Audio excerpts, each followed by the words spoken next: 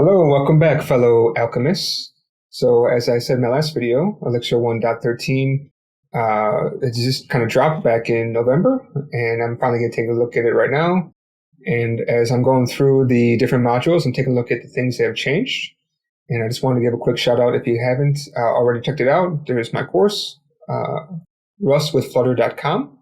So if you're interested to use Rust and Flutter together, go ahead and check out the course. We go very in depth with what we do with Rust and Flutter, so you have a great idea how this kind of stuff works. Anyways, back to the main video. With Elixir, I haven't been doing a lot recently, but I've been catching up on what's going on 1.13. And as I just said, I want to start making some videos about all different things that have been added, because when I took a look at the show notes, at the notes for the release, they didn't specifically mention these kind of things, but there is quite a few different methods that have been added into different modules, and I want to kind of go over those. And so the one I want to go over today is what's been added to the list module. It's only been one function called list.keyfind with a bang at the end. So if we have a list over here, we call it L. So this is a key list.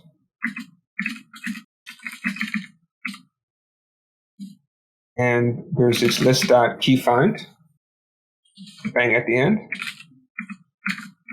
And you pass in your list. And to actually use this, it's actually not too bad. So what you actually do is you would say,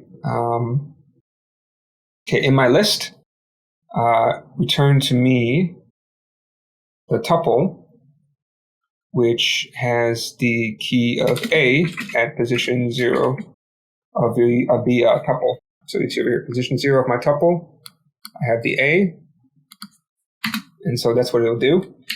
If I say give me, this A should be at position 1, you'll see an explosion. That's because actually at position 1 is 10. But if I go over here and I change this one to be 10, then this will finally work. So it's kind of an interesting thing. It's like you can search through a keyword list and you can find certain things either based on the key or the value. So I can see how this could be useful. But yeah, I don't often use this kind of thing. But it could be good. I mean, mostly I work with keyword lists. I work with the keyword module. But I think this could be good. So that's how you actually use it. So again, thanks for joining us. Please subscribe if you haven't. Otherwise, catch you guys next time. Thanks. Bye.